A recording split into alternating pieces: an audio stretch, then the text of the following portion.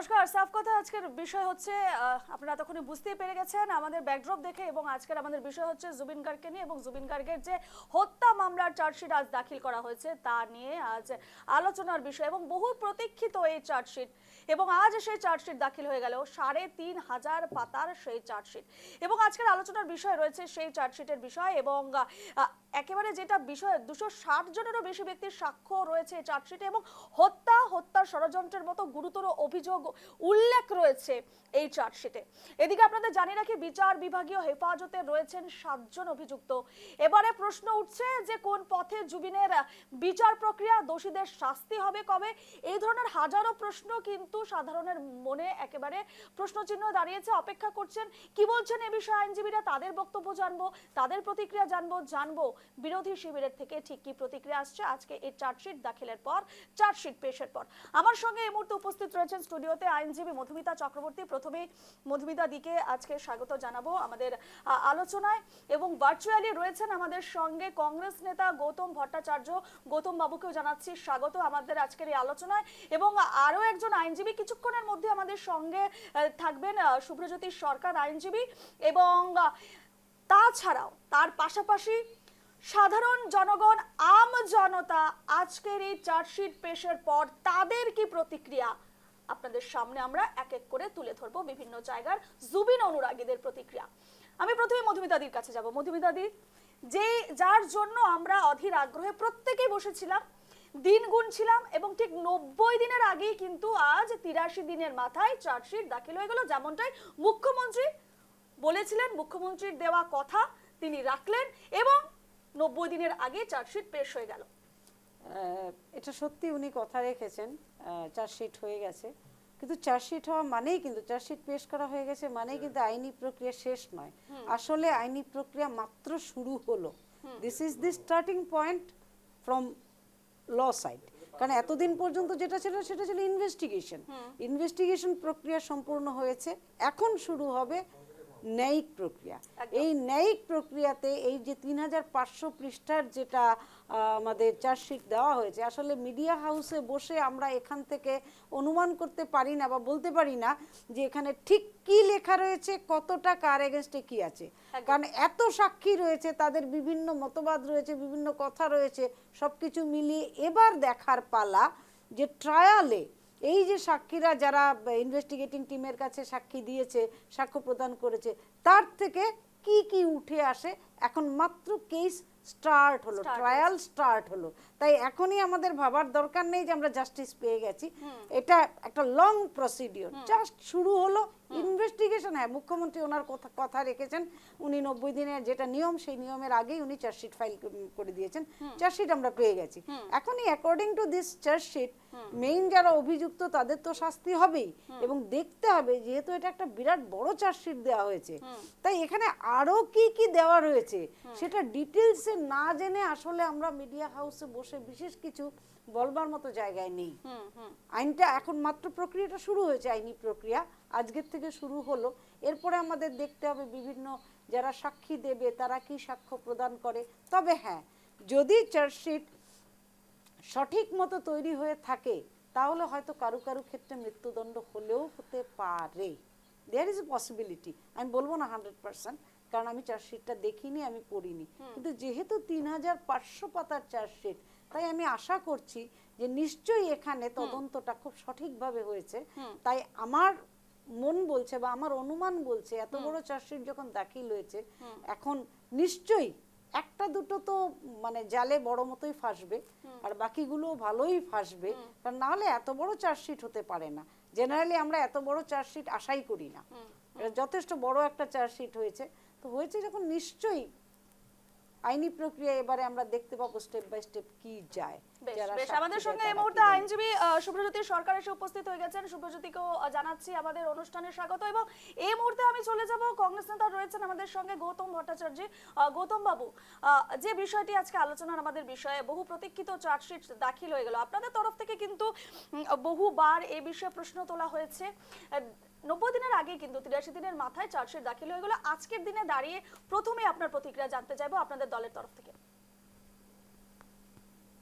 নমস্কার।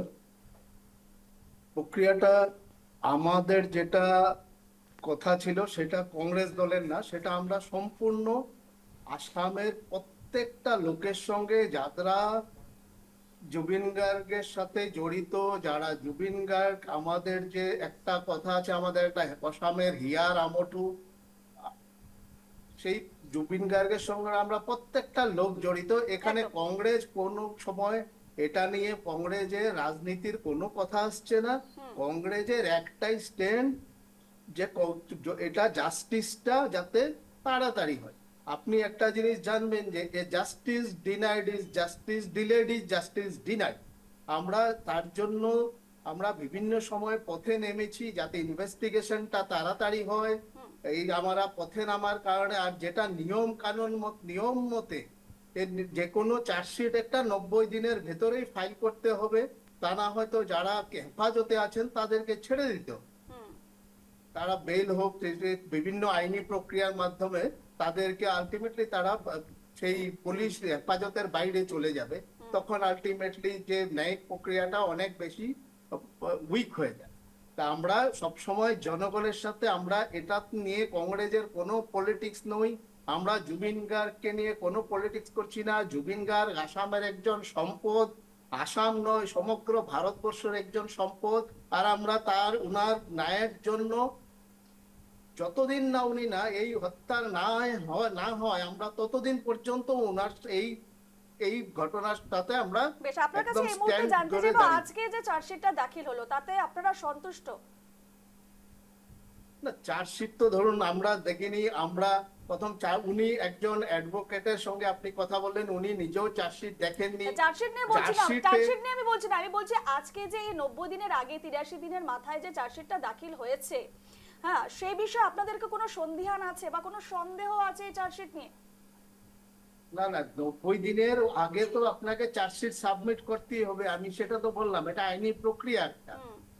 90 দিনের মধ্যে চার্জশিট ফাইল করতেই হবে। আর তা না হলে আমি যেটা বললাম যে তাদেরকে থ্রু বেল পিটিশন তাদেরকে এই হেফাজতের বাইরে তারা চলে যাবে অটোমেটিকলি।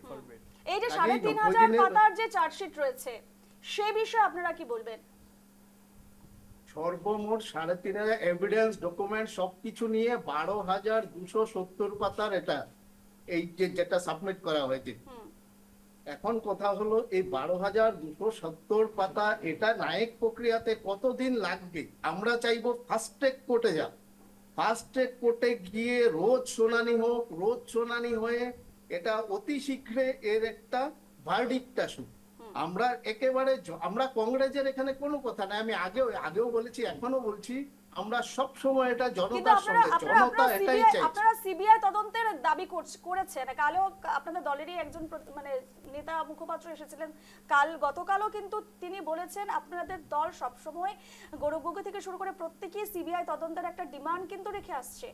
সে জায়গায় দাঁড়িয়ে কোথাও না কোথাও সিটের ওপর আপনাদের আস্থা নিয়ে কিন্তু একটা প্রশ্নচিহ্ন থেকে যাচ্ছে। আজকে আমি একজন গুয়াহাটি হাইকোর্টের একজন ক্রিমিনাল লয়ারের ভাষ্য শুনছিলাম। উনি বলছিলেন যে যখন আমি নিজে যেহেতু আইনজ্ঞ নই, আইনের ছাত্র নই, আমি ওনার রেফারেন্সটা দিচ্ছি। উনি আজকে বলছেন যে এটা এসআইটি, একটা স্টেট এসআইটির অতটুকু মানে দৌড়াত্ম থাকে না যেটা সিবিআই করতে পারে। এটা যদি সিবিআই হাতে আগেই চলে যেত, এই ন্যায়িক প্রক্রিয়াটা আরো সুন্দর সুস্থভাবে অনেক আগে আরো সুকলমে হতে পারত। তা আমি একজন, এটা কংগ্রেসের কোনো কথা না, আমরা ওই যারা আইনজ্ঞ আছেন তাদের ভাষ্যটাই বলছি। আর আমি সবসময় বলছি, আমি আসামের জনগণের পাশে, আমরা কংগ্রেস আসামের জনগণের পাশে আছি। আমরা চাইবো ফাস্ট ট্র্যাক কোর্ট হোক, ফাস্ট ট্র্যাক আমি এই কোর্টে বিষয়ে সুব্রত তাড়াতাড়ি বাবুর কাছে এটা যাবো, ন্যায় একদম বিচার। সুব্রত বাবুর কাছে যাবো। অ্যাকচুয়ালি কদিন থেকে ওনাদের প্রতিনিধিদের মন্তব্য আমরা শুনতে পাচ্ছিলাম কি সিবিআই দেওয়া হোক, এসআইটি কেন কি করছে না, বিভিন্ন প্রশ্ন। গতকাল তো আমি একই উত্তর দিয়েছি, আজও আমি একই কথা বলবো কি আমরা আমাদের ন্যায় ব্যবস্থার উপর, ন্যায়পালিকার উপর, আমাদের পুলিশের উপর, আমাদের এসআইটির উপর বিশ্বাস রাখতে হবে। তখনই আমরা জুবিন গার্গের এই হত্যাকাণ্ডের যে বিচার প্রক্রিয়া আছে বা তদন্ত আছে স্বচ্ছ এবং ভালো হবে বলে আমরা বিশ্বাস রাখতে হবে। প্রথম থেকেই যেদিন থেকে এসআইটি গঠন হয়েছে সেদিন থেকেই ওনারা প্রশ্ন উঠাচ্ছেন কি সিবিআইকে কেন দেওয়া হয় না। এতে কি হবে, আলটিমেটলি আমাদের যারা আসাম পুলিশের যারা দক্ষ অফিসাররা যারা আছেন, যারা নাকি এসআইটি কমিটিতে আছেন, এসআইটি হেড করছেন, ওনাদের একটা মনোবল ভাঙার একটা মনোবল অটোমেটিকলি ভাঙবে। কারণ ওনারা ইনভেস্টিগেশন শুরু করার আগের থেকেই ওনাদের উপর একটা প্রশ্নচিহ্ন দাঁড় করিয়ে দেওয়া হয়েছে কি ওনারা পারবে না কেন সিবিআই। আগে যদি এখানে উনি যা বলেছেন ম্যাডাম, আমি একদম ওনার সাথে একমত কি this is just the beginning of trial. যদি এসআইটির যদি তদন্তে যদি কোনো ধরনের ভুল থাকে বা যদি এসআইটি কোনো ধরনের কোনো একটা এরিয়াতে বা স্পেয়ারে যদি তদন্ত করে নাই, সেগুলো কোর্ট রয়েছে তদন্ত আঙ্গুল দেখিয়ে ওনাদেরকে দেখিয়ে দেওয়া কি কোন জায়গায় তদন্ত হয় নাই বা কোন জায়গায় তদন্ত বাকি রয়ে গেছে। সেজন্য প্রথম থেকেই যে উনিও যে একই কথা এখন আবার বলছেন যে সিবিআই তদন্তের দরকার ছিল, হ্যাঁ এটা তো দেখুন না ব্যক্তিগত মতামত, কিন্তু আমি ভাবি যে আমার রাজ্যের আসাম পুলিশের যারা দক্ষ অধিকারীরা রয়েছেন তারা এসআইটি গঠন করেছেন এবং এই এসআইটিকে কেন্দ্রীয় সরকার সব ধরনের সহযোগিতা করেছে যখন দরকার পড়েছে। এরকম না কি আমাদের এই তদন্তকারী যে দল আছে সেই দল কোনো ধরনের সহযোগিতা পায়নি। যা যখন মিউচুয়াল লিগ্যাল ট্রিটি বলুন, অ্যাসিস্ট্যান্ট ট্রিটি বলুন বা কোনো কাউকে নিয়ে আনার কথাই বলুন, সর্বদা কেন্দ্রীয় সরকার বলুন, হোম মিনিস্ট্রি বলুন, সব ধরনের সহযোগিতা করেছে। তার জন্য আমাদের এইরকম একটা এজেন্সিকে, এইরকম একটা ভালো এজেন্সিকে এইভাবে পট করে প্রশ্ন চিহ্নের মুখে দাঁড় করানো একদম উচিতই না। আরেকটা বড় কথা হচ্ছে গিয়ে মুখ্যমন্ত্রী যেটা আগের থেকে, হয়তো আপনি এটা পরবর্তীতে উঠাতে পারেন, কিন্তু আমি এই জিনিসটা বলে রাখি যে আগের থেকে বলা হচ্ছিল কি মুখ্যমন্ত্রী কীভাবে বলতে পারেন এটা হত্যা হয়েছে। এটা দেখুন আর চার্জশিটে তো আমরা এখনও চার্জশিট পাবলিক ডোমেনে আসার কথাও না বা আমরা আমাদের কাছে অ্যাক্সেসেবল হওয়ার কথাও না, কারণ এখানে যারা ইন্টারেস্টেড পার্টি আছে ওনারাই একমাত্র they have the legal right to get the copy. So আমরা যেটা আপনাদের মিডিয়ার মাধ্যমে খবর পাচ্ছি যে ওনাদের বিরুদ্ধে চারজনের বিরুদ্ধে হত্যার সেকশন লাগানো হয়েছে, এর মানে কি মুখ্যমন্ত্রীর মতো যা বলেছেন সেটা আজ টু সাম এক্সটেন্ট প্রুভ হলো। সো এর জন্য আমাদেরকে তদন্তের উপর বিশ্বাস রাখতে হবে, আস্থা রাখতে হবে এবং ধৈর্য সহকারে আস্থা রাখতে হবে। হ্যাঁ অবশ্যই আমরাও ফাস্ট ট্র্যাক কোর্টের ডিমান্ড আমি আগেও বলেছি, আমরা হ্যাঁ এই কেসটাকে স্পেশাল ফাস্ট ট্র্যাক কোর্টে দেওয়া হোক, স্পেশাল পাবলিক প্রসিকিউটর অ্যাপয়েন্ট করা হোক, যাতে এই একজন ডেডিকেটেড একজন ভালো ক্রিমিনাল লয়ার এই বিষয়টাকে ভালোভাবে ডিল করেন। এর থেকে বেশি আমরা এই মুহূর্তে আশা করা, দাবি করা আমি ব্যক্তিগতভাবে ভাবি যে এটা ভুল হবে।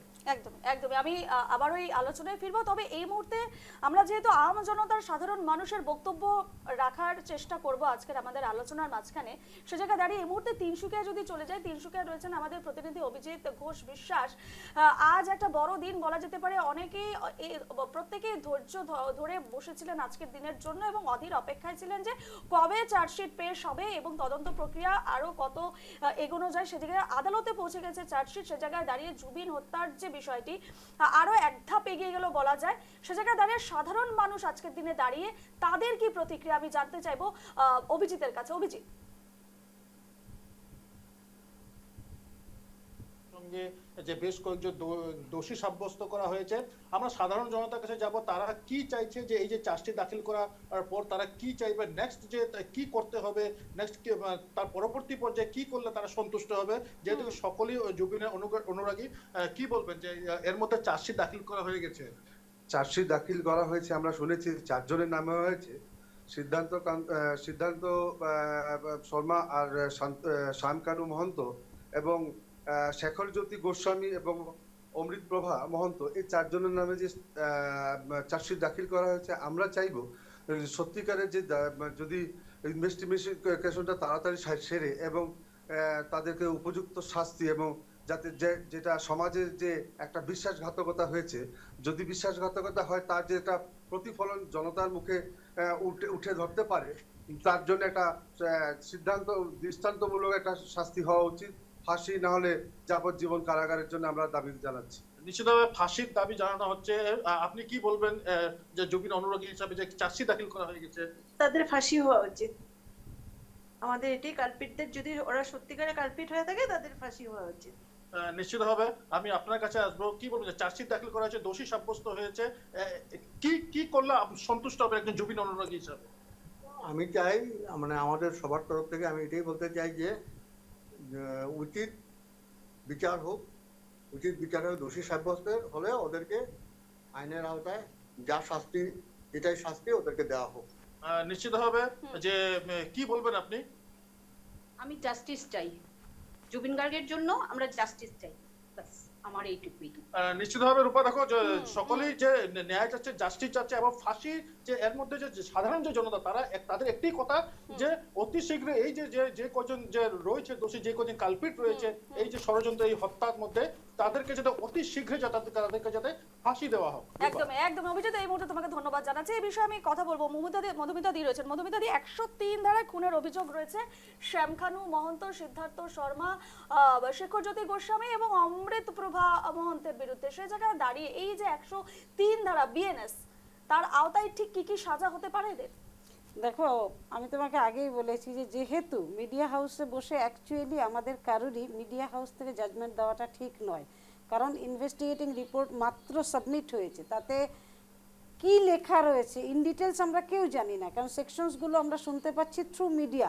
আমি নিজেই পার্সোনালি জানি না সেখানে কি সেকশনস রয়েছে, কি রয়েছে বা নেই। তোমরা যেটা দেখাচ্ছ সেটা সত্যি কি মিথ্যা আমি নিজেও জানি না। তো যতক্ষণ পর্যন্ত আমি নিজে কাগজ দেখিনি, তাই বিং অ্যাডভোকেট আমার উচিত নয় সেইভাবে একদম কারেক্ট মন্তব্য করা। তবে হ্যাঁ, তোমার প্রশ্নটার উত্তরে বলতে পারি যে তার আগে আমি একটু ওনাকে একটা কথা বলবো। উনি বলছিলেন যে জাস্টিস ডিলেইড, জাস্টিস ডিনাইড। হ্যাঁ, দ্যাট ইজ ট্রু, কিন্তু তার সঙ্গে আরেকটা জিনিসও আছে, জাস্টিস হারিড, জাস্টিস বারিড। এটাও আমরা জানি যে খুব তাড়াতাড়ি যখন কোনো কিছু সিদ্ধান্ত নেওয়া হয় তাতে অনেক সময় এরকম থাকে যে অনেক কিছুকে আমরা ওভারলুক করে বেরিয়ে চলে যাই। তাই এটাও সত্যি কথা যে জাস্টিস করার আগে, কারণ একটা রিপোর্ট, চার্জশিট রিপোর্ট পড়ে গেছে, তাতে অনেকগুলো সেকশনস লাগানো হয়েছে বিএনএসের। ভারতীয় ন্যায় সংহিতার সেই ধারাগুলোর মধ্যে এমনও ধারা রয়েছে যেখানে মৃত্যুদণ্ড, যাবজ্জীবন কারাদণ্ড, অনেক কিছুই রয়েছে। এখন শুরু যেহেতু ট্রায়াল মাত্র হয়েছে, এক্ষুনি বলা সম্ভব না যে তাদের কি শাস্তি হবে। এই প্রসিডিওরটা তখন গিয়ে তুমি কিছুটা বলতে পারবে যখন নাকি সাক্ষীদেরকে কোর্টে ডেকে তাদের সাক্ষ্য নেওয়া হবে, তাদেরকে ক্রস এক্সামাইন করা হবে। After the cross examination only আমরা বলতে পারি যে হ্যাঁ এই শাস্তিটা পেতে পারে। কারণ দেখো, ধারা তুমি একটা লাগিয়ে দিলে, কোর্ট ঠিক করে। আমি এখানে ইম্পার্শিয়ালি একটা কথা বলছি যে ধারা লাগিয়ে দিলে, ইনভেস্টিগেটিং অফিসার সিঙ্গাপুরে গেছে অনেক দেরিতে, যেখানে মৃত্যুটা হওয়ার আমরা আমাদের একটা কথা থাকে প্লেস অফ অকারেন্স, যেই জায়গাটায় ঘটনাটা ঘটে প্রমাণ ক্রিমিনাল কেসে সবসময় সেই জায়গা থেকে আসে। তো যেই জায়গাটায় ঘটনাটা ঘটেছে, প্রমাণটা যত দেরি হবে তত প্রমাণটা আস্তে আস্তে নষ্ট হতে থাকে, প্রাকৃতিক নিয়ম। কারণ বৃষ্টি পড়বে, ঝড় হবে, রোদ উঠবে, অনেক কিছু হবে, নষ্ট হতে থাকবে। সেকেন্ডলি হচ্ছে I witness, the persons those who were present on that time, ওরা যারা ওখানে প্রেজেন্ট ছিল তারা কতদূর কি সত্যি কথা বলছে, তারা কিভাবে বলছে, তাদের কাছে কার কাছে কি আছে, সেগুলো ডিপেন্ড করবে। তারপরে আসবে যে কোর্ট, এখন চার্জশিট দাখিল হয়ে গেছে, কোর্ট এবারে চার্জশিটটা পড়তেই তো কোর্টের একটা সময় লাগবে। চার্জশিটটা পড়ে কোর্ট দেখবে যে কোন জায়গাতে লু ফল্টস আছে, কোন জায়গাটা প্রপার ইনভেস্টিগেশন হয়নি, যেটা হওয়া উচিত ছিল। কোর্ট আবার ডাইরেকশন দেবে তখন এসআইটিকে যে তোমরা আবার করো এই জায়গাটা ইনভেস্টিগেশন, যেটা হয়নি। যদিও ব্যক্তিগতভাবে একজন উকিল হিসেবে আমি মনে করি, একজন লয়ার হিসেবে মুখ্যমন্ত্রী যে দ্বিতীয় চার্জশিটের বিষয়টি বলেছেন, তার আওতায় প্লেস অফ অকারেন্স থেকে শুরু করে নেগলিজেন্স সমস্ত কিছু আসতে পারে। এই যে সেকেন্ড টাইম যেটা পোস্টমর্টেম হয়েছিল Rupa, I want to mention one thing here, it is very pertinent to mention here, যে সেকেন্ড টাইম আমরা যখন খুব ডিমান্ড করলাম যে সিঙ্গাপুরে কি হয়েছে আমরা জানি না, আমাদের এখানের পোস্টমর্টেম রিপোর্ট ফার্দার করব, ওটার কি কোনো দরকার ছিল? ছিল না তো। কারণ একটা বডি যখন একটা 7 দিন 8 দিন পেরিয়ে যায়, এমনিতেই তার মধ্যে অনেক কিছু মানে হয়ে যায়, অনেক কিছু নষ্ট হয়ে যায়। পোস্টমর্টেম শব্দটাই এই জন্য সঙ্গে সঙ্গে করতে হয় যাতে আমরা রিপোর্টটা প্রপার পাই। সেই হিসেবে দেখতে গেলে ওটা শুধুই আমরা একটা মানুষকে কাঁটাছেঁড়া করেছি, যেটা দরকার ছিল না। এখন যেটা আমরা বলছি সেটা হচ্ছে যে চার্জশিট যে দিয়েছে, চার্জশিট অনুযায়ী ফার্স্ট ট্র্যাক কোর্টেই করে দিতে হবে। বেশ, ফার্স্ট ট্র্যাক কোর্টে হোক, আমিও চাই, কিন্তু ফার্স্ট ট্র্যাক কোর্টে করলেও এতজন সাক্ষীকে সাক্ষী নেওয়া, তাদের ক্রস এক্সামিনেশন করা, সবকিছু করতে করতে একটা পিরিয়ড তো আমাদের ফার্স্ট ট্র্যাক কোর্টের কিভাবে এগোবে আইনি প্রক্রিয়া, বা কতদিন লাগবে, এবং আদৌ খুব শিগগিরই সম্ভব কিনা জুবিন হত্যা এই তদন্ত, শিগগিরই একেবারেই সম্ভব না। সে বিষয়ে আরো বিস্তারিত আলোচনা আমরা যাব। তবে এই মুহূর্তে একটা ছোট্ট বিরতি নিয়ে নিচ্ছি। ফিরে এলাম বিরতির পর। আজকে যে আলোচনা বিষয়, চার্জশিট দাখিল হয়ে গেছে জুবিন গার্গ হত্যা মামলা এবং একাধিক ধারা বিষয় উঠে আসছে এবং বিশেষ করে 4 জন অভিযুক্তর বিরুদ্ধে যে 103 যে মামলা রয়েছে, 103 ধারা যে তাদের বিরুদ্ধে যে মামলা দায়ের করা হয়েছে, সেই মামলা কিন্তু কি বলছে সেই ধারাগুলো নিয়ে একটু যদি আলোচনা করি। আমাদের সঙ্গে মধুমিতা দি রয়েছেন। 103 ধারার বিষয়ে যদি তোমার কাছ থেকে জানতে চাই মধুমিতা দি, এবং তুমি ফাস্ট ট্র্যাকের কথাও বলছিলে, দুটো বিষয় আমি তোমার সামনে এখন রাখবো। প্রথম জানতে চাইবো এই 103 ধারার আওতায় ঠিক কি কি শাস্তি হতে পারে, এবং পাশাপাশি ফাস্ট ট্র্যাকে যদি যায় তাহলে ফাস্ট ট্র্যাকে কত দ্রুত ন্যায় পাওয়া যাবে? যত দ্রুতই করুক না কেন ফাস্ট ট্র্যাকে গেলে মিনিমাম পিরিয়ড তো তুমি একটা 1 থেকে 1.5 বছর ধরেই রাখতে পারো, তার আগে সম্ভবই না। কারণ এত বড় চার্জশিটকে ফলো করে রেগুলারলি এতজন উইটনেসকে, কারণ আমাদের উইটনেস প্রচুর আছে, তাদেরকে একবার সাক্ষ্য দেবে, তারা ফার্দার তাদের ক্রস এক্সামিনেশন হবে। তো এই দুটো প্রক্রিয়ার মাধ্যমে যেতে যেতে মিনিমাম তুমি 1.5 ইয়ার তো ধরেই রাখো, তার আগে প্রশ্নই ওঠে না। কারণ যত কোর্ট, কারণ কোর্ট 24 ঘন্টা তো চালাতে পারবে না ফাস্ট ট্র্যাক বলে, কারণ জাজেরও একটা বিশ্রামের প্রয়োজন আছে। যেসব অ্যাডভোকেটরা ইসের হয়ে পাবলিক প্রসিকিউটররা লড়বেন, তাদেরও একটা মানে পিরিয়ড আছে কাজ করার, আনলিমিটেড টাইম পিরিয়ড দিয়ে করতে পারবে না। আর একজন সাক্ষী নিতে গিয়ে একজন সাক্ষীকে হয়তো দেখা যাবে যে পুরো 2 দিন লেগে গেল তাকে সাক্ষী নিতে, কারণ ভ্যারাইটিস কোশ্চেন আসবে। যেহেতু কেসটা একটা আমাদের কাছে কেসটা একটা অন্য ধরনের কেস, জেনারেলি এই ধরনের ঘটনা তো সমাজে খুব একটা ঘটে না, আর এখানে মানুষের আবেগ জড়িত। কিন্তু অনেকে বলতে পারে, যেহেতু আমরা সাধারণ মানুষ জুবিন অনুরাগীরা এতদিন ধৈর্য ধরেছি, ঠিক আছে, এবার কিন্তু আমরাও চাইতে পারি যে এটা দ্রুত তদন্ত হয়ে দ্রুত নিষ্পত্তি হোক এই কেসের, কারণ আমরা দ্রুত চাইছি এই বিষয়টি যাতে আমরা দেখি তারিখ পে তারিখ। এই বিষয়টি কিন্তু আজকে তারিখ পে তারিখ বিষয়টি থাকে, কিন্তু সেক্ষেত্রে দাঁড়িয়ে যদি আবার ফার্স্ট ট্র্যাক কোর্টে জিনিসটা 1 বছর 1.5 বছর এইভাবে কি ঝুলতে থাকবে? কিন্তু তাহলে তোমাকে আমি একটা কথা বলি, তাহলে আজকে একজন সাক্ষীকে আমি ডাকলাম, আমি ধরো ক্রস এক্সামিন তাকে করছি, তো তাকে রিলেভেন্ট কোশ্চেনগুলো করলে সাক্ষীও তো একটা, যেহেতু সে ক্রাইমটা করেছে যদি করে থাকে, তাহলে সে তো একটা মেন্টালি প্রিপারেশন নিয়ে আসছে, সে আমাকে কি করে কোশ্চেনের অ্যান্সারগুলো গোল গোল ঘুরিয়ে ঘুরিয়ে দেবে, ঠিক আছে। এবারে তার মুখ থেকে কনফেস করানোটা যে তুমি যেটা চার্জশিটে বলেছো, চার্জশিট কপিতে যা লেখা রয়েছে, ইনভেস্টিগেশনে যা বলেছো, কোর্টে তুমি সেটা বলছো, সেটা সত্যি কিনা কিভাবে প্রমাণ করতে হবে, it will take time, definitely time. কারণ আজকে সত্যি কথাটা স্বীকার করানো একটা মানুষকে, it's not a joking matter. আর একটু আগে আমি বলছিলাম যে জাস্টিস হারিড জাস্টিস বারিড, 15 দিনের মধ্যে 20 দিনের মধ্যে যদি এত বড় একটা কেসকে যদি সল্টে দিতে যাই আমরা যে শেষ করে দেব, তাহলে জানবে কোনো দিন জাস্টিস পাওয়া সম্ভব না। অর্থাৎ আমাদের প্রত্যেককে আরো ধৈর্য ধরতে হবে, 1 নম্বর। 2 নম্বর কথা হচ্ছে ধৈর্য ধরার কেসটা এখন যেহেতু ট্রায়ালে আসবে, মানুষ ইচ্ছে করলে কোর্টে এসে বসতেই পারে, কোর্টে বসে তারা ডেইলি অবজার্ভ করতে পারে কোর্ট কি করছে না করছে, ডেইলি মিডিয়াও কভারেজ করবে কোর্টের থেকে কি রিপোর্ট বেরোচ্ছে না বেরোচ্ছে। তাতে কি হবে, ভালো হবে এই জন্যই যে কোনো জায়গায় যদি মনে হয় মানুষের বা মিডিয়ার বা যারা আছি আমরা জুবিন অনুরাগী, আমাদের যদি কোনো জায়গায় মনে হয় যে না এই জায়গাটাতে বোধহয় ভুল হচ্ছে, আমরা সেখানে কোর্টকে আমরা আমাদের তরফ থেকে ডিমান্ড জানাতে পারি। গৌতম বাবুর কাছে আরেকবার যাবো। গৌতম বাবু, এই যে ফাস্ট ট্র্যাকের বিষয়টি আসছে এবং সে জায়গায় দাঁড়িয়ে কিন্তু আমাদের আরো ধৈর্য ধরতে হবে, এই বিষয়ে আপনাদের কোনো বলার কোনো বক্তব্য আছে? এই বিষয়ে আপনি কিছু বলতে চান? আমি তো প্রথমে ওই অ্যাডভোকেট ওই সরকার, আমার ফোনটা ইকো হচ্ছে, আমি বলে দিলাম আগে। আচ্ছা, কেন হচ্ছে জানি না, টেকনিক্যালি কিছু। আমি যেটা বললাম, ওই সরকার বাবু একটা কথা বলেছেন যে আমি বলেছি যে সিবিআই তদন্ত কেন হলো না, এসব কথা। আমি তার আগে কিন্তু, উনি হয়তো শোনেননি, আমি তার আগে কিন্তু একজন অ্যাডভোকেটের, আজকে সামাজিক মাধ্যমে ভাইরাল হওয়া একজন অ্যাডভোকেটের রেফারেন্স দিয়েই বলেছিলাম, ঠিক আছে। আর সিবিআই তদন্ত চাওয়াটা সেটা কিন্তু এটা একদম স্বাভাবিক, যে কোনো ক্রাইমে আপনি সমগ্র ভারতবর্ষের, আমি কথা, আপনি কথা বলার সময় আমি আপনাকে ডিস্টার্ব করিনি, প্লিজ আপনি ধৈর্য রাখুন, আমি এটা বলি। তারপরে উনি একটা কথা বলেছেন যে হিমন্ত বিশ্ব শর্মা আগেই বলেছে যে এটা হত্যা, আর এটা আজ প্রমাণ হলো যে এটা হত্যা।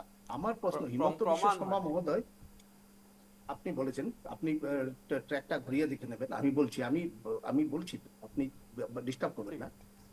আজ হিমন্ত বিশ্ব শর্মা বলেছেন, হিমন্ত বিশ্ব শর্মা সেটা বলেছেন যে 6 বছর ধরে প্ল্যানিং হচ্ছে, আর উনি আজকে এটা বলে দিলেন হিমন্ত বিশ্ব শর্মা যেটা বলেছে সেটা প্রমাণ, সেটা হয়ে গেল। তার মানে হিমন্ত বিশ্ব শর্মা জানতেন, এটা ওনার মুখ থেকে বেরোলো, হিমন্ত বিশ্ব শর্মা জানতেন, আর উনি এটাতে সহমত, একজন অধিবক্তা হিসাবে।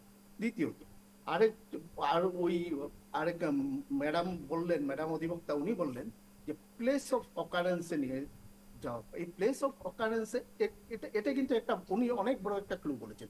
প্লেস অফ অকারেন্সে সময় মতো না যাওয়াতে কি হলো, ওখানে অনেক রকম ফুটপ্রিন্ট থাকতে পারে, ওখানে ওয়াটার স্যাম্পলটাতে কোনো, ওটা নিয়ে ওয়াটার স্যাম্পলটা আসলো না, বা ওই অধিবক্তা বলেছেন যে ইয়টটাকে কিন্তু সিজার লিস্টে আনা উচিত ছিল, ওই যেই অধিবক্তার আমি রেফারেন্স দিয়েছিলাম। তো প্লেস অফ অকারেন্সে অনেক কিছু থাকে, সিসিটিভি গুলো কি ঠিক মতো এসেছে কিনা, সাধারণত সিসিটিভি গুলো 15 থেকে 30 দিনের মধ্যে ডিলিট করে দেওয়া হয়, সেই ফুটেজ গুলো আসছে কিনা, কারণ কারণ এখান থেকে এসআইটি টিম সিঙ্গাপুরে যেতে যেতে অনেক দেরি হয়ে গেছে। তো আমি ওনাদের কথাই বলছি, আর আমি আবারও বলছি, আমরা কংগ্রেস দল এটা আলাদা নিয়ে কোনো ধরনের পলিটিক্স করছি না, আমরা আসামের জনগণের কণ্ঠ হিসাবে বলছি, আমাদের জুবিন গার্গের এই হত্যার জাস্টিসটা ফাস্ট ট্র্যাক আদালতে হোক, যত তাড়াতাড়ি পারা যায় আইনি প্রক্রিয়ার মাধ্যমে সুষ্ঠুভাবে যত তাড়াতাড়ি পারা যায় সেটা হোক। আমরা আসামের সমস্ত জনগণের সাথে আমরা আছি। জুবিন গার্গ আমাদের হার্ট ড্রপ। আমরা এই বিষয়টাকে খুব বেশি লিঙ্গারিং এটা আমরাও পছন্দ করব না। অসমের কোনো, আমি একদম অসমের একজন সাধারণ জনগণ হিসাবে বলছি, আমি এখানে কোনো কংগ্রেস নেতা হিসাবে আসিনি, আপনি যেটা বলছেন, আমি একদম অসমের একজন সাধারণ জনগণ হিসাবে বলছি, আমরা চাইবো এই হত্যার তদন্ত সুষ্ঠুভাবে সুকলমে ও যত শীঘ্রে পারা যায় তত শীঘ্রে। না, বেশ, না, বেশ। দেখুন উনিও যে কথাটা বলছে কি সিজার লিস্টে আনা হয়েছে কি আনা হয় নাই, এখন উনিও এটা 100% গ্যারান্টি দিয়ে বলতে পারবেন না, কারণ উনার হাতেও ডকুমেন্টের অ্যাক্সেস নেই। তো উনিও যেতগুলো কথা বলছেন ইট ইজ কমপ্লিটলি উনার মন্তব্য, বা উনি যার রেফারেন্স দিচ্ছেন উনিও 100% গ্যারান্টি দিয়ে বলতে পারবেন না, কারণ কোনো জিনিসই এখন পর্যন্ত পাবলিক ডোমেইনে নেই। সো উনিও যে কথাটা বলছেন গৌতম বাবু, এটা উনার মনের কথা, এটা এখন পর্যন্ত ইট ইজ নট, এটা কোনো ধরনের ডকুমেন্টেশন নেই। উনিও যে কথাটা বলছেন এইটাও আমাদের হয়তো সত্য হতে পারে, মিথ্যা হতে পারে, এর জন্য এখনই আমাদেরকে কোনো একটা কনক্লুশনে পৌঁছানো এটা বহুত বড় ভুল হবে। আমি প্রথম থেকে একটা কথা বলেছিলাম কি হত্যা হয়েছে হত্যা হয় নাই, এটা যে উনি কিভাবে মিস ইন্টারপ্রিট করলেন। দেখুন আমি একটা জিনিস আমি আপনাকে বলি, আমি ধরে নিচ্ছি আমি বললাম যে এটা হত্যা হয়েছে, এটা হত্যার সেকশন দেওয়া হোক কিনা, পুলিশ কিন্তু তদন্ত করে, এটা চার্জশিট পরে কোর্ট দেখবে whether this section is applicable or not, এটা কিন্তু কোর্ট ডিটারমাইন করবে, কিন্তু প্রাইমা ফেসি ম্যাটেরিয়াল আছে, এর জন্য এই সেকশন চার্জশিটে ইনক্লুড করা হয়েছে। নাহলে কিন্তু একটা ইনভেস্টিগেটিং এজেন্সি কোনোদিনই এত লুজ ভাবে কোনো ইনভেস্টিগেশন করবে না কি without any material facts, without any materials available on record উনারা এই সেকশন চার্জশিটে ইনভলভ করবে। হ্যাঁ, তাহলে এর জন্য উনি যে কথাটা পট করে ঘুরিয়ে দিলেন কি মুখ্যমন্ত্রী বলেছেন, আরে এটা আসামের প্রত্যেকটা জনসাধারণ বলছে কি এটা হত্যাকাণ্ড হয়েছে, এর মানে এর সাথে সাথে উনারা ইনভেস্টিগেশন করে পেয়েছেন বলেই তো এই সেকশনটা ইনক্লুড হলো। নেক্সট হচ্ছে গিয়ে ট্রায়ালের কথা। ট্রায়ালে যদি আমাদের প্রসিকিউশন, যার উপর আমার 100% ফেথ আছে কি এটা ওনারা প্রুফ করবেন, কারণ আমরা সবাই জানি এখন বাকি হচ্ছে কোর্টের ব্যাপার। কোর্ট এই জিনিসটাকে উনাদেরকে জাস্টিফাই করতে হবে কিভাবে এটা হত্যাকাণ্ড হয়েছে কি হত্যাকাণ্ড হয় নাই, এরপর আমরা আসলে আমি যেটা মনে করছি, যেটা আমার ব্যক্তিগত অনুমান, আমি মনে করি যে আসলে এই যে বারবার আমরা বলছি না মার্ডার হয়েছে মার্ডার হয়েছে মার্ডার হয়েছে, তার অনেকগুলো কারণ আছে। কারণ যেহেতু কিছু কিছু জিনিস কি হয়েছিল যখন উনি মারা গেলেন সিঙ্গাপুরে, তারপরে কিছু কিছু জিনিস কি হচ্ছিল, যেমন ভিডিও চলে আসছিল, আমরা কোনো লিঙ্ক পাচ্ছিলাম না, কে পাঠাচ্ছে, বিভিন্ন কথার খেলিমেলি, সেটা ইচ্ছাকৃতই হোক আর অনিচ্ছাকৃত হোক আমি সেটা জানি না, কিন্তু হয়েছিল জন্যই মানুষের মনে এই জিনিসটা এসেছিল। কিন্তু একজন সাধারণ মানুষ হিসেবে আমিও কিন্তু একটা কথা এখানে আজকে আমার তরফ থেকে বলতে চাই, সেটা হচ্ছে যে মার্ডার যে করা হয়েছে এবং মার্ডারটা যে প্রি প্ল্যান্ড, এটা কিন্তু একটা অনুমান করে আমরাও বলতে পারি। কিরকম, যে আজ থেকে 2 বছর 3 বছর আগেই কিন্তু নেমকেয়ার হসপিটাল থেকে বলে দিয়েছিল ডক্টররা স্পেসিফিক্যালি যে এই মানুষটার সিজার অ্যাটাক হয়, এবং আমরা সবাই জানি সিজার অ্যাটাক হলে যাদের হয় তাদের জল এবং আগুন থেকে অনেক দূরে থাকতে হয়। তাহলে সেই ক্ষেত্রে এই মানুষটার ব্যাপারে, যেহেতু উনি একজন সেলিব্রিটি ছিলেন, একজন সেলিব্রিটির ব্যাপারে আমরা সবকিছু ওপেনলি পেপারে জানতে পেরে যাই, মিডিয়ার থ্রু আমরা জানতে পেরে যাই, তো আমরা সবাই জানতাম যে এই মানুষটার এই অসুখটা আছে, তাকে আমরা জলে আগুনে নেব না। নেগলিজেন্সি তো এখন অবভিয়াসলি খালি হয়েছে। এবার না, যতবারই উনি Negligence, হসপিটালে না, ভর্তি না, হয়েছেন, এবং- আসামের মানুষ কিন্তু সর্বদা উনার খবর রেখেছে। না না, আরেকটা কথা কি, নেগলিজেন্সি যে হয়েছে, নেগলিজেন্সিটা আমরা কার তরফে বলবো? এখানে কি একজন মানুষ দায়ী? না তো, না। আমি কেন, আমার মনে হয় সারা আসামবাসী, বিশ্ববাসী আমার সঙ্গে একমত হবে এই কথাটায়। আপনারা সবাই মনে মনে একবার ভেবে দেখুন তো, একা একজন মানুষ দায়ী হতে পারে না। প্রত্যেকেই যে যার জায়গায় ঢিলামি করেছে, প্রত্যেকেই যে যার জায়গায় নেগলিজেন্সি করেছে। এবার এবার এবার প্রশ্ন মানুষটাকে হচ্ছে আমরা মধুমিতা দি, হারিয়েছি। এবার প্রশ্ন হচ্ছে সেটা আদৌ পুরোপুরি নেগলিজেন্সি না পুরোপুরি হত্যার ষড়যন্ত্র, সমস্ত কিন্তু তদন্তের পর না, উঠে এখানে আসবে, আরেকটা কথা বিচার মাথায় প্রক্রিয়া রাখতে উঠে হবে। আসবে। না না, আরেকটা কথা মাথায় রাখতে হবে আমাদের, মানুষটা ছিলেন কিন্তু জুবিন গার্গ, যিনি ছিলেন নিজের মর্জির রাজা। রাজা। এটাও আমাদের মাথায় রাখতে হবে যে জুবিন এমন একজন মানুষ ছিলেন যিনি, আমার মনে হয় যে ওনাকে কেউ জোর করে কোনোদিনই কোনো কিছু করাতে পারেননি। ওনার যা ইচ্ছা হয়েছে উনি তাই করেছেন। হ্যাঁ, উনি শিশু সুলভ ছিলেন, তো বাচ্চাদের মতো মন ছিল, তাই নিজের প্রতি কেয়ারলেস ছিলেন। তাই ওনার আশেপাশে যারা ছিল, সেটা আমি শুধু ওনার আন্ডারে যারা ডিউটি করতেন, ওনার সেক্রেটারি বা তাদের কথা বলছি না, আমি ইচ এন্ড এভরিওয়ানের কথা বলছি। একদম ভেরি বিগিনিং যদি আমি একজন গোয়েন্দার মতো যদি ভাবি, তাহলে আমি ভাববো যখন গরিমা গার্গ শইকিয়াকে দেওয়া হলো না, ভিসা দেওয়া হলো না সিঙ্গাপুর যাওয়ার, তখনই উচিত ছিল যারা ওনার অনুরাগী, যারা ওনার ওয়েল উইশার, সবার উচিত ছিল জুবিনের ট্রিপটাকে বন্ধ করা। একদম। ওনাকে অনেক একা প্রশ্ন যেতে আছে দেওয়া মধুমিতা দি, উচিত। অনেক অনেক প্রশ্ন আছে, অনেক প্রশ্নের উত্তর খোঁজা আমাদের বাকি রয়েছে। তদন্ত প্রক্রিয়া আরো এগোবে, বিচার প্রক্রিয়া আরো এগোবে, আদালতে ঠিক কি কি বিষয় উঠে আসে সেই দিকেও আমাদের নজর থাকবে। এই মুহূর্তে একটা ছোট্ট বিরতি নিচ্ছি, আলোচনা আরো এগোবে, সঙ্গে থাকবেন, কোথাও যাবেন না। ফিরে এলাম বিরতির পর এবং আমরা আজকে ধারাগুলো নিয়েও আলোচনা করব, কারণ আইনজীবীরা এই মুহূর্তে আমাদের সঙ্গে রয়েছেন। যে খুনের মামলার যেরকম ধারা লাগানো হয়েছে 103, তার পাশাপাশি কিন্তু 105 এবং 238 অর্থাৎ সেই ধারা লাগানো হয়েছে অমৃত প্রভার এগেনস্টেও লাগানো হয়েছে, এবং 105 যেটা, সেটা হচ্ছে জুবিন গার্গের যে তুতো ভাই তার বিরুদ্ধে লাগানো হয়েছে। এবং ঠিক এই ধারাগুলি কি, এই ধারাগুলোর বিষয় একটু যদি আমি সুব্রতর কাছে যাই। আজকে পর্যন্ত, আজকে জমা দেওয়ার পর থেকে আমরা কিন্তু কোনো অথেন্টিক সোর্স থেকে এই খবর পাচ্ছি না। আমরাও আপনাদের মতো নিউজ চ্যানেল থেকে আমরা খবর পাচ্ছি যে এই সেকশন দেওয়া হয়েছে, অন্য একটা সেকশন দেওয়া হয়েছে। কমপ্লিটলি আমি এখানে বসে কিছুই বলতে পারবো না, কারণ এখন পর্যন্ত যা দেখানো হচ্ছে কমপ্লিটলি অন মিডিয়া।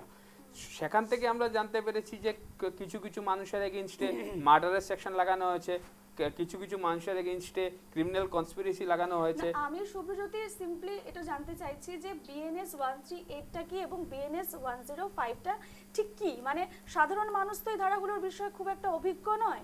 না, ঠিক আছে, এটা তো 100 বার, কিন্তু প্রথম যে 4 জনের বিরুদ্ধে, 4 জন যারা মেইন আছে, যাদের এগেইনস্টে বলা হচ্ছে মিডিয়াতে কি মার্ডারের সেকশন লাগানো হয়েছে, আমি ব্যক্তিগতভাবে এই জিনিসটাকে একটু নিজেকে ডিফেন্ড করবো, কারণ এখন পর্যন্ত কার এগেইনস্টে কি সেকশন লাগানো হয়েছে সেটা আমি এখন যদি বলি, এটা একটা এরকম ইমপ্রেশন দিবে যে ওদের এগেইনস্টে এটা প্রুভ হয়ে গেছে। বাট এটা আমাদেরকে মনে রাখা উচিত কি ইট ইজ মিয়ার সাবমিশন অফ চার্জশিট। এটা এখনো ট্রায়াল কমপ্লিটলি বাকি রয়ে গেছে। ট্রায়ালে কি উঠে আসবে, ট্রায়ালে কতটুকু প্রসিকিউশন এই ব্যাপারটাকে প্রুভ করতে পারবে, উনার ডিফেন্সে কি জিনিসটা আনবে, সেটা আদালতের বিচার্য বিষয়। এবং আদালতে তদন্ত প্রক্রিয়া যখন, বিচার প্রক্রিয়া যখন শুরু হবে, ঠিক তাদের বিরুদ্ধে যেসব, ঠিক আছে আমি এই বিষয়টি না এড়িয়ে গেলাম, আমি তোমার কাছে জানতে চাইবো, ইতিমধ্যে বার অ্যাসোসিয়েশনের সিদ্ধান্ত যে কোনো উকিল তাদের হয়ে কেস লড়বে। আজকে একটা লেটেস্ট আপডেট এটাই যে আমরা জানতে পেরেছি যে শ্যামকানু মহন্ত যিনি স্ত্রী আছে, উনি বার অ্যাসোসিয়েশনের কাছে অ্যাপ্রোচ করেছেন উইথ এ রিকোয়েস্ট কি উনাকে, আগের যে একটা সিদ্ধান্ত ছিল, একটা কনসেনসাস সিদ্ধান্ত ছিল কি আমাদের আবেগের জুবিন গার্গের যে বিষয়টা আছে, এই যে মামলাটাতে শ্যামকানু মহন্ত এবং বাকিদের হয়ে কেউ মামলা লড়বে না, মানে উনাদের হয়ে কেউ বেল পিটিশন ফাইল করবে না। তো সেই অনুরোধ যে আগে একটা ডিসিশন নেওয়া হয়েছে এটা যাতে ওনারা একবার আরেকবার যাতে ভেবে দেখেন, সেই অনুরোধ নিয়ে কিন্তু আমাদের কাছে যতটুকু খবর এসেছে শ্যামকানু মহন্তের স্ত্রী আজ গিয়েছিলেন বার অ্যাসোসিয়েশনে কজনের সাথে কথা বলতে, কিন্তু এখন পর্যন্ত সেটার কি ডেভেলপমেন্ট হলো সেটা আমরা এখনো জানতে পারি না, না। কিন্তু বার এ ব্যাপারে একদম স্ট্রিক্ট হ্যাঁ, কিন্তু ডিসিশনে এটা আছে এটা আগের যে থেকেই কোনো আমরা জানতে পেরেছি। অ্যাডভোকেট আমরা হ্যাঁ, কিন্তু এই এটা কেসটা করব। এটা ডিসিশন হোক আর না হোক, কিন্তু কিন্তু যখন বিচার প্রক্রিয়াটা শুরু হবে তখন তো ওদের ওদের হয় কেউ না কেউ লড়তে হবে, বা হ্যাঁ। ওদের সেই হিসেবে প্রক্রিয়াটা কিভাবে এগোবে তাদের হয়ে? যখন এটা সিস্টেম আছে আমাদের ইন্ডিয়ান লতে, এটা প্রভিশন আছে। প্রভিশনটা হচ্ছে যে যখন কোনো মানুষ তার সাপোর্টে কোনো লয়ার দাঁড় করাতে পারে না, কারণটা যাই হোক, ফাইন্যান্সিয়াল ম্যাটার হোক বা হোয়াট এভার ইট মেবি, কিন্তু সে কোনো লয়ারকে দাঁড় করাতে পারছে না, তখন মানে ফেয়ার জাস্টিস হওয়ার জন্য, সিস্টেমটাকে ফেয়ার রাখার জন্য গভর্নমেন্টের তরফ থেকে লিগেল এইড প্রোভাইড করা হয়। লিগেল এইডে সেখানে সরকারের তরফ থেকে যে কোনো একজন অ্যাডভোকেটকে দায়িত্ব দেওয়া হয় যে তুমি ওর হয়ে কেসটা করো। সেই অ্যাডভোকেট তখন মানে যারা অ্যাকিউজড, যারা মানে এখন পর্যন্ত যাদের নামে আমরা পেয়েছি, যাদের দোষী বলে ধরা হচ্ছে, তাদের হয়ে সেই অ্যাডভোকেট বা সেই অ্যাডভোকেটের টিম তারা কাজ করবে, but they should be appointed by the government. বেশ, আমি গৌতমদার কাছে যাব। গৌতমদা কিছুক্ষণ আগে কিছু বলতে চাইছিলেন। হ্যাঁ, আমি বললাম আপনি দেখবেন এই এসআইটির যেটা প্রক্রিয়া তদন্ত যেটা হয়ে গেছে, আবার সেই বিষয় হচ্ছে ওই কি বলে ওই ইকো হচ্ছে। যাই হোক, এসআইটির যেটা প্রক্রিয়া, সেই প্রক্রিয়াতে একজন গুয়াহাটির একজন স্ট্রিট ভেন্ডরকে ডাকা হয়েছিল তদন্তের জন্য, ওই পানি পুরিওয়ালা কেউ একজন। অথচ সেই ক্ষেত্রে কিন্তু অনেকের নাম এসেছিল, কেউ একজন সাম হাজারিকা, উনি একটা এফআইআর করেছেন দিসপুর থানাতে, সেখানে হিমন্ত বিশ্ব শর্মা মিসেসের নাম ছিল বা আরেকজন বিজেপি ইউথ লিডারের নাম ছিল, তাদেরকে কিন্তু আমরা দেখিনি কখনো ওই সেই এসআইটিতে ডেকে পাঠানো। তো কোনো না কোনোখানে সেই এসআইটির প্রক্রিয়াতে এই জায়গাটাতে একটা প্রশ্ন থেকে যায়। আর আমি যেটা উনি সরকার মহাশয় উনি যখন বলার সময় যখন উনি আবার বললেন, যেটা আমি ওনাকে আবার বলছি, সেটা আমি ওই অ্যাডভোকেটের রেফারেন্স দিয়েছি, আপনি সামাজিক মাধ্যমে সেটা অ্যাভেলেবল আছে, দেখে নিতে পারবেন। তো মানে আপনি আমি এক কথায় বলতে সর্বশেষে চাইছেন যে এসআইটির প্রক্রিয়ায় কোথাও না কোথাও পক্ষপাত করা হয়েছে? এই আমি তো একটা এক্সাম্পল আপনাকে দিলাম। না, আমি যে সুব্রতির example কাছে আমি যাবো। বলছি, সুব্রতি, উনি বলতে চাইছেন ভেরি কন্ডেমেবল এটা এটা ঠিক কমেন্ট, না, এটা কিন্তু ঠিক না। এটা কারণ ঠিক না। উনি একটা জিনিস দেখুন, উনারা তদন্ত যদি কোনো ধরনের খামতি হয়, কোর্ট কিন্তু এখনো রয়েছে। No one is above court, এটা আমাদেরকে বুঝতে হবে। আর তাছাড়া আমাদের মনে রাখতে হবে যে এই এসআইটি টিমটাকে কিন্তু গঠন করেছে সিআইডি। সিআইডি থেকে গঠন করেছে। সিআইডি একটা স্ট্রং ডিপার্টমেন্ট কিন্তু আমাদের, যার উপরে আমরা সম্পূর্ণ বিশ্বাস রাখতে পারি। আজ পর্যন্ত অনেক বড় বড় case, international case CID solve করেছে। তাই সিআইডির উপরে আমাদের সম্পূর্ণ ভরসা আছে। আমি আইনি প্রক্রিয়াকে রেসপেক্ট করছি। আমি বেশ, আমি আলোচনায় এগোবো। এই মুহূর্তে একটা সাধারণ ছোট্ট জনতা বিরতি। হিসাবে আমার একটা গৌতমদা একদম উপায় নেই, একদম আমাদের কমার্শিয়াল রয়েছে। এই মুহূর্তে একটা ছোট্ট বিরতি নিয়ে আসছি, এই আলোচনা কন্টিনিউ করব বিরতির পর। আজ বহু প্রতীক্ষিত চার্জশিট দাখিল হয়ে গেল সিজেএম আদালতে, এবং সাধারণ মানুষের প্রতিক্রিয়া আপনাদের সামনে আমি তুলে ধরছিলাম। এই মুহূর্তে শ্রীভূমি থেকে আমাদের প্রতিনিধি সৌমিত্র কথা বলেছিল অনুরাগীদের সঙ্গে, সামনে রাখবো আপনাদের এই মুহূর্তে। যারা দোষী আছেন, দোষীর বিরুদ্ধে জুবিন অনুরাগীদের কি প্রতিক্রিয়া, সেই প্রতিক্রিয়া ইতিমধ্যে জুবিন অনুরাগীদের থেকে আমি জানার চেষ্টা করব। দেখুন, পুলিশ বিভাগে যে সঠিক সময়ের মধ্যে যে চার্জশিট দিয়েছে, সর্বমধ্যে পুলিশ বিভাগকে ধন্যবাদ জানাই, এবং আসামের মাননীয় মুখ্যমন্ত্রী যে উনার যে সঠিকভাবে পদক্ষেপ নিয়েছেন, তার জন্য আমি ভারতীয় জনতা পার্টির মণ্ডল সভাপতি হিসাবে আসামের মুখ্যমন্ত্রীকে অশেষ ধন্যবাদ জানাই। কারণ সময়ের মধ্যে যে চার্জশিটটা দেওয়া হয়েছে, আশা করছি যে আসামের যে আইন ব্যবস্থা আছে, আইন ব্যবস্থার জন্য জুবিন গার্গকে যারা হত্যা করেছে তাদের নাম এসেছে, তাদের উপযুক্ত শাস্তি পাবে, এই আশা রাখছি আমি। একটা যুদ্ধ আমরা জয় হয়ে গেছি। তো নেক্সট আমাদের ধাপটা এটাই হলো যে কোর্টে যখন ট্রায়াল চলবে, এই ট্রায়ালটা যাতে সুষ্ঠুভাবে চলবে। আর আমি নিজে একজন আইনজীবী মানুষ, আমার জানা আছে কোর্টের প্রসিডিউর সত্যি সুন্দরভাবে হবে, সুষ্ঠুভাবে হবে।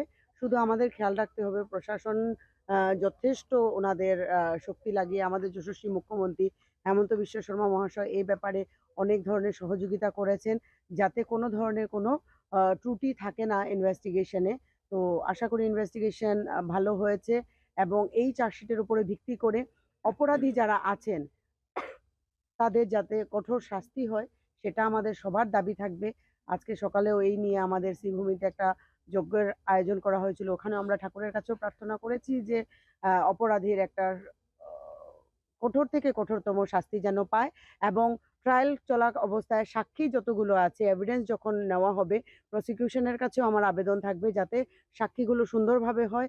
সবকিছু ট্রায়ালটা সুন্দরভাবে ফেস হয়ে গেলে অপরাধী অটোমেটিক্যালি সাজা পাবেন।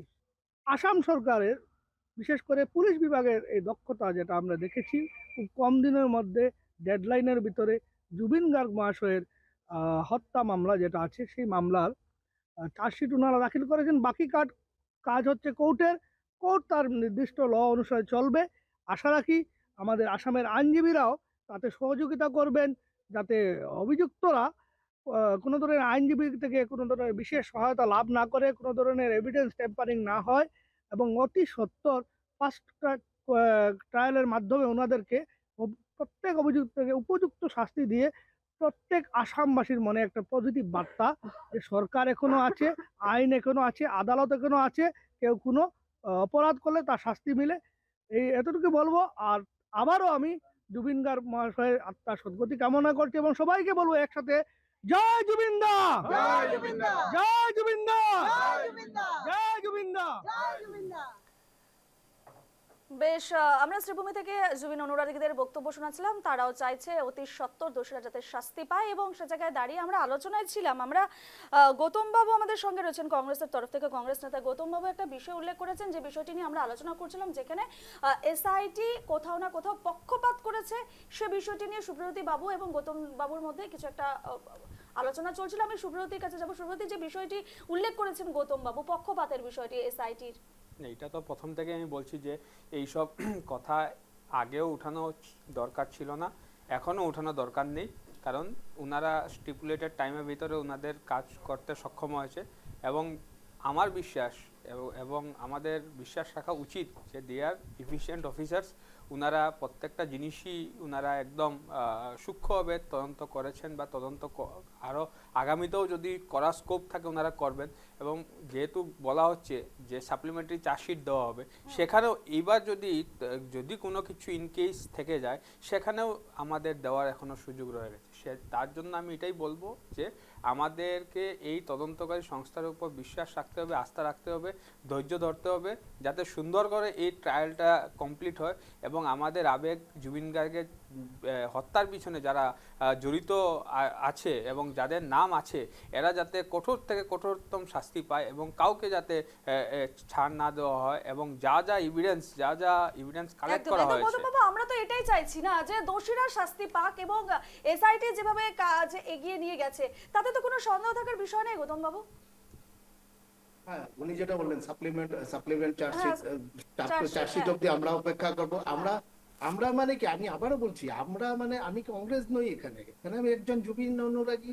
পুরো আসামের 3,40,00,000 লোকের জুবিন অনুরাগী হিসেবে বলছি। আমরা এই জায়গায় আজকের যে আলোচনার বিষয় আমরা সবাই কংগ্রেস বারবার নয়।